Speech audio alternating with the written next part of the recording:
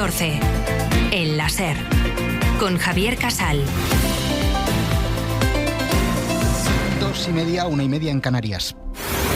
Venezuela busca ya la desesperada a los supervivientes del terremoto. La Guaira sigue sumida en el caos y siguen faltando medios, siguen faltando manos para rescatar vidas bajo los escombros. Yo he estado en varios terremotos antes y creo que en este es la primera vez que siento que ningún recurso es suficiente. Hay muchos recursos en la medida en que hay mucha solidaridad internacional, pero ninguno es suficiente. O sea, ninguna organización... Ningún recurso es suficiente. Es Susana Arroyo, es cooperante de Cruz Roja Internacional y nos ha contado cómo son esos trabajos de rescate allí en la zona. Hora 14. El láser. En Caracas despierta el lunes con la recuperación progresiva de las comunicaciones, pero con muchísimas viviendas afectadas por el seísmo, lo que ha obligado a trasladar a una parte de la población a los campamentos temporales que ha habilitado el gobierno. Enviada especial Berta Reventós, ¿qué tal? Muy buenas tardes. Buenas tardes. Sí, miles de edificios en la capital venezolana están a la espera de ser evaluados por el gobierno para garantizar su habitabilidad. Mientras tanto, la gente pasa buena parte del día y de la noche en la calle. Algunos porque han quedado sin nada y otros porque tienen miedo de que una réplica pueda derrumbar su casa estando ellos dentro. En varios puntos de la ciudad, como decía, se han habilitado campamentos, pero la infraestructura es muy precaria y la gestión de este desastre se lleva entre muchas manos. Luego volvemos a Caracas, recordaremos el último balance de víctimas. Son ya 1.450 los fallecidos y 3.150 los heridos. 17 españoles al menos han perdido la vida en este seísmo, datos que ha actualizado esta mañana el ministro Álvarez. Ha bajado la cifra de desaparecidos españoles sin aumentar la de fallecidos. Son 138 españoles desaparecidos, 17 fallecidos y 12 localizados bajo los escombros. Hora 14. Lo que pasa, lo que importa.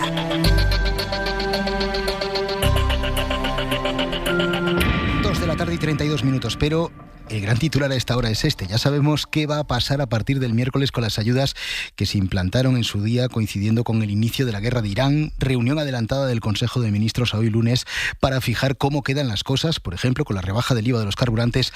Jordi Fábrega, jefe de Economía de la SER, ¿qué tal? Muy buenas tardes. Hola, buenas tardes, Javier. Y de momento, como decíamos a las 2, esas medidas se van a mantener, sí, se van a prorrogar, aunque se van a empezar a reducir de forma paulatina, ¿no? Sí, la idea es mantener las ayudas por ahora, pero ir reduciendo su cuantía. Ahora mismo las rebajas fiscales están reduciendo unos 20 céntimos el precio de los carburantes. Lo que contempla el decreto que ha aprobado hoy el Consejo de Ministros es ir reduciendo esa ayuda cada mes unos 5 céntimos, empezando ya en julio, es decir, pasado mañana. A partir de entonces la ayuda será de 15 céntimos por litro e irá bajando hasta desaparecer del todo en octubre. Carlos Cuerpo, vicepresidente de Economía. Para que no exista un salto, conforme van cayendo los precios internacionales, vamos retirando también esas medidas que dejan de ser necesarias. El decreto, en todo caso, incluye un mecanismo para reactivar estos descuentos si el precio de los carburantes sube. Incluso se pueden recuperar las rebajas fiscales a la luz y al gas si esos productos se encarecen. Por cierto, que sobre impuestos, el Gobierno también ha anunciado de forma estructural la supresión definitiva del impuesto sobre el valor de producción de la energía eléctrica. Es un tributo que pagan las empresas que generan electricidad y que también progresivamente acabará desapareciendo. Con estas medidas, el Gobierno trata, en efecto, de reconducir la situación política, de retomar el control de la legislatura en el contexto político ya conocido, marcado por la agenda judicial y los problemas que salpican al PSOE. Y a estas medidas, a este decreto, se suman las previsiones económicas del Ejecutivo y también, atención, un nuevo decreto sobre vivienda para tratar de resolver el principal problema que tienen ahora mismo los españoles. PSOE y Sumar acuerdan impulsar un nuevo texto, un nuevo decreto al que ya veremos si se suma finalmente o no Junts. Un decreto, otra vez la vía de los dos decretos distintos, como ocurrió en marzo, para regular los alquileres de temporada que han descolocado el mercado en las ciudades más turísticas y también la famosa prórroga de los precios del alquiler que decayó en el Congreso precisamente por la oposición de los nacionalistas catalanes. Estamos en Moncloa. Guillermo Lerma, cuéntanos, ¿qué tal? Muy buenas tardes. ¿Qué tal, Casal? Buenas tardes. El Gobierno responde así a la demanda que la semana pasada hacían los socios parlamentarios de dar un sentido social a los meses que quedan de legislatura, y lo hace con la que es una de las asignaturas pendientes, la vivienda. Moncloa se compromete a aprobar en este mes de julio un nuevo decreto con 2 bloques de medidas. El primero para intentar bajar los precios y combatir el fraude del alquiler, eso dicen en la Moncloa, y donde se incluyen la regulación de los alquileres de temporada, la prórroga de los contratos de alquiler o bonificaciones a los caseros que bajen el precio de la renta. El segundo bloque incluirá medidas para movilizar vivienda asequible con un incremento del IVA al 21% para los pisos turísticos y medidas de agilidad administrativa. El Gobierno sabe que tiene difícil que estas medidas logren el aval del Congreso de los Diputados, necesita a Junts en la ecuación y por eso, dice el Masaiz, lo van a intentar hasta el final. Si algo merece la pena, en alguna materia merece la pena, el acuerdo es precisamente en la vivienda. Así que vamos a trabajar con los grupos para que a lo largo del mes de julio este texto vea la luz, para que los grupos se sientan representados. Insisto, un texto ambicioso, integral, en el que vamos a trabajar hasta conseguir el acuerdo. El Gobierno cumple así también con una demanda de su socio de coalición. Yolanda Díaz pedía esta mañana a la parte socialista del Ejecutivo que aprobase ese decreto. Y desde nuestro espacio político lo que estamos es pulsando para que por fin saquemos adelante ese Real Decreto de Vivienda y abordemos una emergencia nacional. Pero sabe el Ejecutivo que a quien necesita es a los independentistas catalanes. Sus votos son imprescindibles y un gesto para intentar conseguir ese apoyo. Casal, puede ser que el Gobierno no confirme si en ese decreto se va a incluir o no la moratoria antidesahucios, que fue lo que hizo que Junts votase contra en la ocasión anterior. Otra vez lo remarco, la vía de los 2 decretos. Veremos qué pasa esta vez y, como dice Guille, qué hace Junts con ese decreto que terminó tumbando el Congreso tras un mes en vigor. Y a esto sumamos una mejora de las previsiones de crecimiento económico para nuestro país. El dato lo hemos avanzado aquí en la SER a primera hora de la mañana. La economía española va a crecer este año un 2,6% pese a la inestabilidad internacional. Previsiones muy optimistas que van a ser, digamos, el suelo, Jordi, sobre el que Pedro Sánchez ahora tiene que levantar un proyecto de presupuestos, un proyecto de cuentas para el año que viene, ¿no? Sí, un proyecto de presupuestos en el que lleva semanas trabajando el Ejecutivo y que se basa en este nuevo cuadro de previsiones económicas que incluye una mejora considerable de la previsión de crecimiento para este año. En concreto, lo que hace el Ministerio de Economía es subir del 2,2 al 2,6% la previsión de avance del PIB, convirtiendo esta previsión en la más optimista de todas las que se han presentado en las últimas semanas. Dice el vicepresidente Carlos Cuerpo que esta mejora se sustenta en el dinamismo tanto del consumo como de la inversión y que la situación actual va a permitir que la economía española crezca tanto este año como el que viene, como también en 2028 y en 2029, más del 2%, con una tasa de paro que de media este año ya bajará del 10%. Números sobre los que se va a elaborar este proyecto de presupuestos, que va a tener un nuevo hito la semana que viene con la reunión del Consejo de Política Fiscal y Financiera, que va a tener que debatir y aprobar los objetivos de estabilidad, es decir, el margen de déficit que tienen todas las administraciones públicas de cara al año que viene. Gracias, Fábrega. Hasta luego. Y más números. Abrochamos todo este bloque económico con los precios. La inflación, que se mantiene de momento en el 3,2% según el dato adelantado del IPC de junio. En 15 días tendremos el dato consolidado, pero de momento, aunque podamos pensar lo contrario cuando vamos a la compra, los precios de media se mantienen. Y es que esa subida de los alimentos o del gas o de la luz se está compensando ahora mismo con la bajada de los carburantes.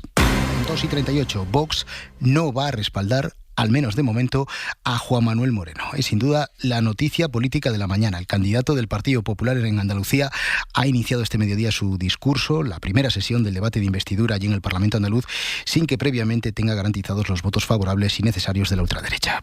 Todos somos conscientes de que solo caben 2 opciones: el bloqueo y quién sabe si repetir elecciones, con el perjuicio que eso causaría a los andaluces, o interpretar con inteligencia y generosidad el mandato de los andaluces para ponernos en marcha sin tiempo que perder. Acuerdo o elecciones. Este es el menú en el que de momento gana el segundo plato, porque Vox dice que no va a respaldar a Juan Manuel Moreno en la votación de mañana.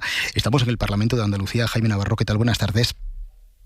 Casal, el menú que se le ha atragantado al Partido Popular andaluz en apenas unos minutos. La respuesta de Vox al órdago de Juan Manuel Moreno ha sido fulminante. El portavoz de la formación ultra, José Antonio Fuster, no solo confirma el no para la mayoría absoluta de mañana martes, sino que ha dinamitado por completo la red de seguridad del jueves, donde valdría la abstención. Vox eleva la presión al máximo nivel, avisa de que no le asusta el bloqueo y amenaza con llevar la legislatura al límite si Moreno Bonilla se empeña en gobernar en solitario y sin asumir sus ideas en el Ejecutivo. Y no hay acuerdo. Y si no hay acuerdo, ya puede poner todos los plazos de todas las sesiones de investidura que le plazcan, primera, segunda, tercera, cuarta o quinta, que a lo mejor es nunca, como no estemos de acuerdo.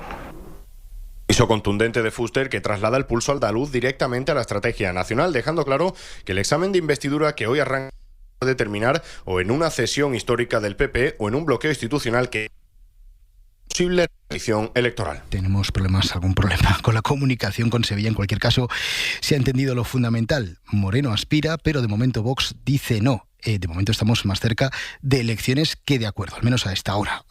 O todos son muy buenos actores, o estamos ante una representación digna de un Goya, o realmente el futuro de Moreno es complicado. Borja Semper, en rueda de prensa esta mañana en la sede nacional del Partido Popular.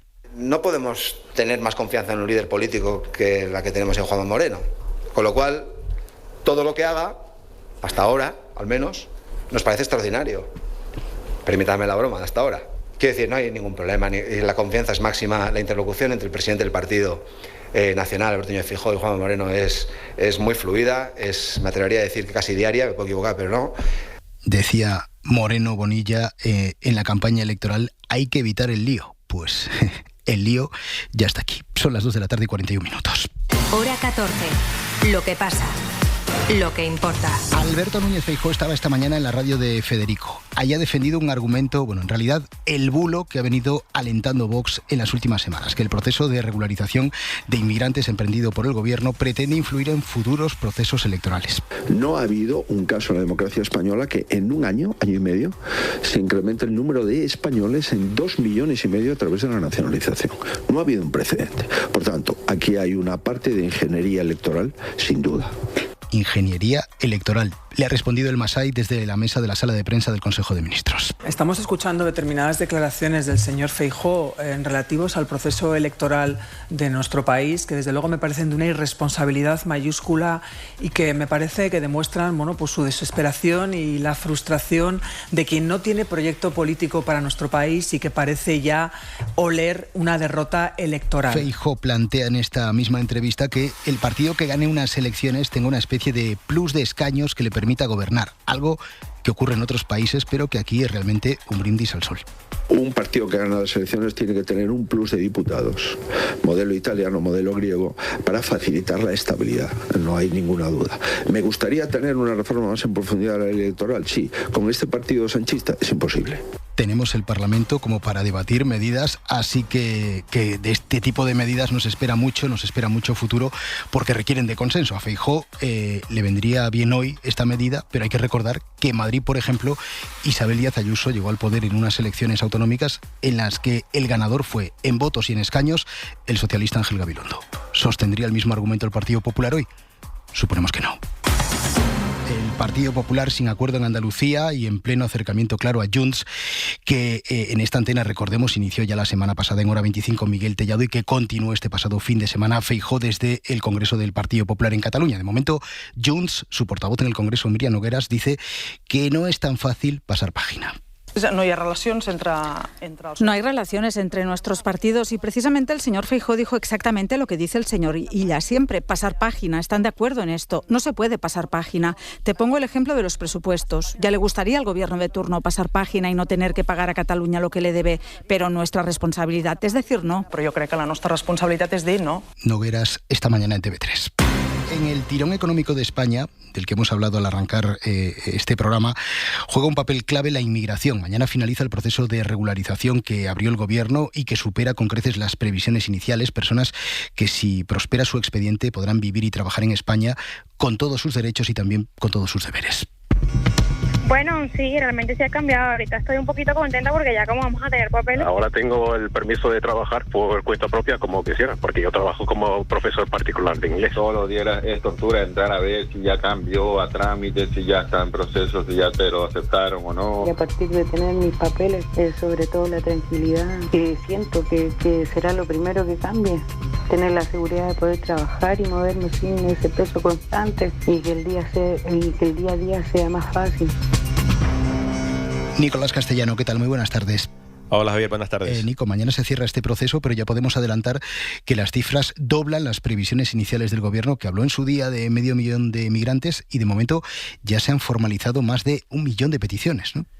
Sí, a la 7ª regularización, Javier, ha llegado el récord. Según los últimos datos que se han cruzado los ministerios implicados en el proceso, esa cifra de solicitudes de regularización a poco más de 24 horas de que se cierre ese plazo rondan ya el 1.200.000, más del doble de la previsión inicial que lanzó el Gobierno. Fuentes consultadas por la SER aseguran que está previsto que mañana sea el propio presidente del Ejecutivo quien presente esos datos definitivos, que irán acompañados de un estudio sobre el impacto económico que va a generar en las arcas públicas el alta de muchos de esos trabajadores que ahora sí podrán acceder a un contrato formal de trabajo. Una vez que se consoliden los datos definitivos, esta 7ª regularización será la que haya beneficiado a más personas, la mayoría de América Latina. Suponen el doble que la última regularización que puso en marcha el gobierno de Zapatero en 2005 y que hasta ahora suponían la cifra más alta. 576.000 personas se beneficiaron hace ya 21 años con un porcentaje de concesión que rondaba el 80%. Pues mañana Pedro Sánchez sellará en un acto sectorial con migrantes el final de este proceso, que tiene la lectura positiva de la economía, de la regularización en sí,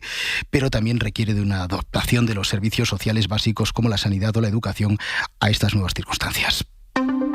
Mariola Lourido, jefa de Sociedad de la SER, ¿cómo estás? Buenas tardes.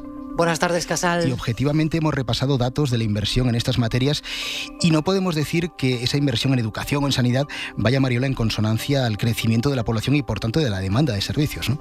Mira, en 4 años la población española ha aumentado en 2 millones de personas y roza ahora mismo los 50 millones de habitantes. Un crecimiento gracias a la inmigración que no se ha visto correspondido, sin embargo, como dices, con un mayor peso de los servicios sociales básicos dentro del Producto Interior Bruto. El gasto en sanidad ha pasado del 6,7% del PIB en 2022 al 6,4% en 2024. En educación ha pasado del 4,7 al 4,5. Expertos consideran que esta situación hay que tenerla en cuenta, aunque destacan en el ámbito sanitario al menos otros datos como el incremento de médicos. Juan Oliva, catedrático de Economía. Parece que nuestros recursos se han mantenido, incluso se han reducido, pero tengamos en consideración que el número de médicos que operan en nuestro Sistema Nacional de Salud se ha incrementado en esta etapa, en más de un 13%, y que el número de enfermeras también ha crecido un 17%. Este especialista en gestión sanitaria sí se muestra más preocupado por el envejecimiento y los enfermos crónicos,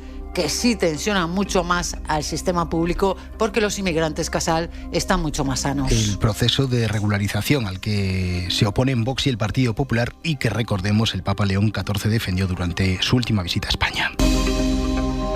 Y en un minuto nos ponemos con esta semana de alta tensión política y judicial y también con la resaca del Comité Federal del PSOE. ¿Qué? ¿Me has vuelto a subir el precio del seguro? Pues ¿sabes qué? Yo me voy a la Mutua. Vente a la Mutua con cualquiera de tus seguros. Te bajamos su precio, sea cual sea. Llama al 91 555 5555. ¿Qué? Vente a la Mutua. Condiciones en Mutua.es.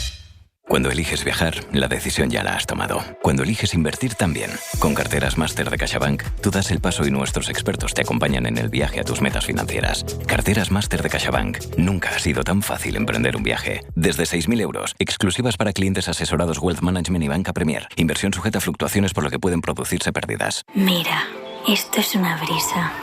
Y la he visto cruzar callejones, salinas y huertas, donde la felicidad florece como el jazmín. Y en ese instante que te hace pensar, tal vez este sea un buen lugar al que volver. Región de Murcia, felicidad de la buena. Para hacer la compra bien hay que ir a Carrefour. En cada partido jugamos todos con el 3x2 en los helados Bombón Mini Magnum almendrado, blanco y surtido pack de 6. Comprando 3, uno te sale gratis. Y no hay mejor precio que gratis. Hasta el 13 de julio. Perdone, ¿podría bajar el aire acondicionado? es que estoy pensando en la friolera de los 15 millones del cupón extra de verano de la ONCE y me estoy quedando helada. Este verano, refréscate con la friolera del cupón extra de verano de la ONCE. Ya está a la venta el cupón extra de verano de la ONCE. El 15 de agosto, un premio de 15 millones y 10 premios de 1 millón. ONCE. Bien jugado. Juega responsablemente y solo si eres mayor de edad. Hora 14, con Javier Casal. 2:49. En los próximos días se supone que Rodríguez Zapatero tiene que pedirle al juez Calama cita para declarar y explicarle lo de las joyas. Hoy su secretaria, también imputada, Gertrudis Alcázar, se ha negado a responder a las preguntas de los senadores por razones obvias. Siguiendo asesoramiento jurídico y para preservar el ejercicio de mis derechos fundamentales, consagrados en el artículo 24 del texto constitucional, voy a mantenerme en silencio en esta sesión. Con todo respeto, espero comprendan que debo ser consecuente con este consejo legal. En los tribunales, hoy ha acudido a la Audiencia Nacional Carmen Pano, la empresaria que supuestamente llevó bolsas con dinero a la calle Ferraz. Hoy se ha reafirmado en su declaración inicial, es decir, que trataron de sobornarla para que cambiara el sentido de su declaración. Ampliamos con Miguel Ángel Campos. La empresaria Carmen Pano ha ratificado que la abogada Leticia de la Hoz intentó sobornarla con 250.000 euros para que cambiase su declaración y negase haber llevado 90.000 euros a la sede del PSOE. Pero las fechas que ha ofrecido casan mal con otros indicios del sumario. Pano sitúa la reunión con la abogada un 14 de febrero, pero el primer contacto de Leire Díez con el letrado Ismael Oliver para abordar el supuesto soborno se produce 3 días después. Pano también ha sido esquiva sobre otras posibles reuniones para cerrar el trato. No recordaba intervinientes ni fechas. Leticia de la Hoz niega sobornos, sostiene que Carmen Pano le propuso un negocio ilícito y que la echó de su despacho. Carmen Pano fue detenida por el caso de Hidrocarburos Villafuel. Con antecedentes por estafa, no paga impuestos desde 2014 y forma parte de la supuesta organización criminal que lidera su exyerno Víctor de Aldama. El caso Zapatero, el caso Leire y la resaca del Comité Federal del PSOE del pasado fin de semana, que tampoco es que fuera aquello, un aquelarre, respaldo al líder sin fisuras, menos en el caso de García Paje, que pidió adelanto electoral. A todos les escuchamos con las grabaciones de lo que pasó dentro, grabaciones filtradas, lo que denota lo bien que están las cosas y que no se actúa igual en privado que en público. Joan Jimeno, sede del PSOE de la calle Ferraz, ¿qué dicen los socialistas tras este Comité Federal? Buenas tardes. ¿Qué tal? Buenas tardes. Lo que dicen en Ferraz es que el proyecto de Pedro Sánchez sale reforzado tras ese Comité Federal en el que dicen se debatió, se escuchó a todo el mundo y en el que se puso en marcha la maquinaria para el ciclo electoral del año que viene. Nuestra mirada está en el 2027 y más allá, acaba de decir aquí en Ferraz la portavoz de la ejecutiva Montse Mínguez. Sobre las voces internas que sí cuestionen la estrategia del partido en privado, Mínguez discrepa. Yo, de verdad, discrepo sobre hay voces internas, hay voces que por dentro... Oiga, pues ustedes las pudieron oír todas las voces. Y la voz era unánime. ¿Qué miedo hay? Se filtraron la conversación de todos. Esas voces internas sí muestran preocupación, pero no creen que sea el momento de exponerlo en público ahora para no dar alas al discurso de la derecha. Aseguran en Ferraz que el proyecto socialista vale la pena e insisten en subrayar las 68 leyes aprobadas durante esta legislatura frente, ha dicho la portavoz, los 68 insultos por minuto de Alberto Núñez Feijóo. Por cierto, sobre el Comité Federal del PSOE, palabras del portavoz de Podemos, Pablo Fernández, esta mañana sobre Sánchez y su manera de convencer a los suyos. Que Pedro Sánchez diga que han hecho mucho por regenerar, sinceramente creo que es una broma de mal gusto. Pedro Sánchez mea a la gente y le dice que llueve. Esto es insostenible y esto es indefendible. A la vuelta. Regresamos a Venezuela en mitad de la desesperación de todo un país. Este es el momento en el que los rescatistas salvan con vida a un bebé. Exteriores rebaja 138 el número de españoles desaparecidos allí. Hora 14. Javier Casal. Carlos hace números y con los números sabe qué cosas se pueden hacer y cuáles no. Es director financiero de Panaderías Centeno. Haciendo números vio que la empresa podía crecer y creció. Y haciendo números está viendo si él y sus compañeros pueden comprar la empresa. Y sí, van a hacerlo. Ser de los que hacen. Banco Sabadell. Para hacer la compra bien hay que ir a Carrefour. Vive mega cerca el partido con el mega ahorro de un 15% en todos los televisores LG, Samsung y TCL de 48 pulgadas o más, canjeable en un cupón que te renta un montón hasta el 5 de julio. ¿Estás con el run run por si el perro hace saltar la alarma? ¿Qué va? Estoy con esto. La superseguridad de Movistar Prosegur Alarmas da super tranquilidad, porque cuenta con el servicio Pet Ready para que la alarma no salte con tu mascota. Llama al 900-351-351. Ahora cámara gratis. Movistar Prosegur Alarmas. Tecnología para proteger mejor. Soy Aida, de Carglass. ¿Sabías que pedir tu cita online es súper fácil? Entra directamente en carglass.es, introduce la matrícula, elige tu taller más cercano, día y hora y listo, reserva hecha. Carglass cambia, Carglass repara. Cada día tomas decisiones muy normales. Disfrutar tu café donde siempre, guardar el pan a tus clientes favoritos o escuchar ese tema que te flipa en bucle. Tan normales como ser cliente de Unicaja, el banco que está junto a ti haciendo más grande lo normal. Hazte cliente en unicaja.es. Hora 14. El láser. Con Javier Casal. 5 minutos para las 3 en punto de la tarde. Berta Reventós, vuelvo contigo a Caracas porque sigues ahí recorriendo las calles de la capital venezolana, donde estás pulsando esa sensación de impotencia, ¿no?, de la que estamos hablando durante todos estos días y que se agudiza con el paso de las horas porque cada vez es más complicado encontrar a gente viva bajo los escombros, ¿no? Sí, sigo aquí en el barrio de San Bernardino, en Caracas, en la operación de rescate de un edificio de 6 plantas, donde decenas de militares, rescatistas y voluntarios están levantando escombros. Ahora escucháis ruido, pero hace solo unos minutos había un silencio sepulcral que se pide con un puño en alto cuando se sospecha que se ha encontrado alguien con vida bajo los escombros. Agotado, primero que todo sentimental, porque aunque no hemos logrado conseguir muchas personas así, nos sentimos mal, porque hay niños todavía que están ahí adentro, una mujer embarazada que está encerrada en el ascensor. Allá adentro hay un piso número 3, donde ese día había unos baby shower con más de 20 niños. Entonces es una de las razones porque más nos estamos enfocando en este apartamento, en este edificio. Aquí no vale quién tiene más dinero, quién tiene mejor vestidura, no. Aquí vale es la vida de esas personas que están allá adentro bajo los escombros.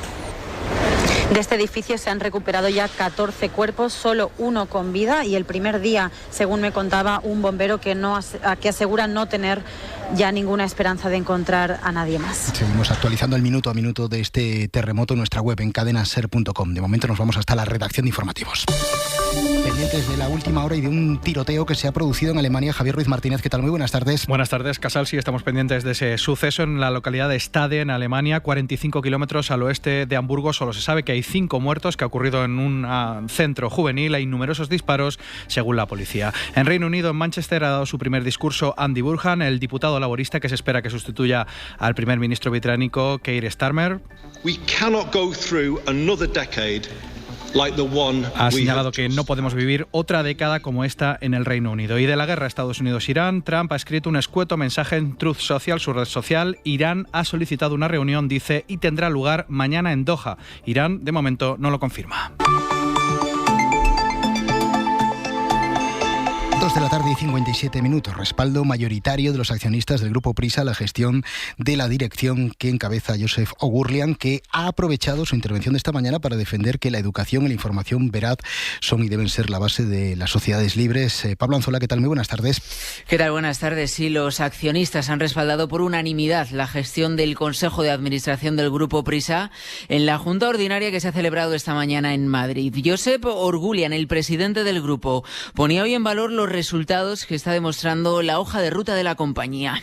Hemos reforzado la estabilidad financiera, hemos mejorado nuestro desempeño operativo y hemos incrementado nuestra credibilidad. Pero no nos conformamos.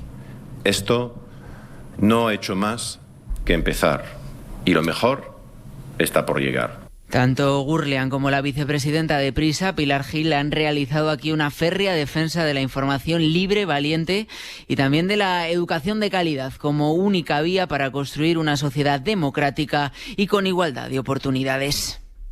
En directo la última hora del verano. La gente está con ganas de mar, relax. ¿Siguen las costas rebajas? Sí, pero hay que darse prisa. Tranquilos, aún podéis reservar vuestro verano. Lánzate al verano con Costa. Reserva tu crucero hasta el 29 de julio desde 599 euros por persona y cambio gratis si eliges el Mediterráneo. Impuesto agencia o en costacruceros.es. Costa. Y al cierre, el calor que sigue recorriendo toda Europa con consecuencias palpables, sobre todo en Francia, y donde Bruselas ha abierto un debate sobre si el aire acondicionado entra o no en la agenda verde. Sara Aranda. Más de 130 millones de europeos van a soportar hoy temperaturas por encima de los 35 grados. La ola de calor se extiende hacia el este, poniendo en alerta Polonia, Hungría, República Checa y Ucrania, que se prepara para un episodio inusual de calor que pondrá a prueba su red energética devastada por la guerra. Austria vivió este domingo su día más cálido y Berlín encadena 3 jornadas de récord. Allí la policía ha tenido que sacar los cañones de agua para refrescar a la multitud. Ante estas temperaturas extremas, el aire acondicionado se ha convertido en un imprescindible. Desde la Comisión Europea aseguran que en muchos casos es necesario para poder trabajar o descansar. Pero su uso no convence a todos por el impacto ambiental de los gases refrigerantes que utilizan. Bruselas mantiene la hoja de ruta para endurecer la normativa y agilizar el uso de sistemas de refrigeración más sostenibles. Pues mucho ánimo con el calor. Mañana, más hora 14 desde las 2, la 1 en Canarias.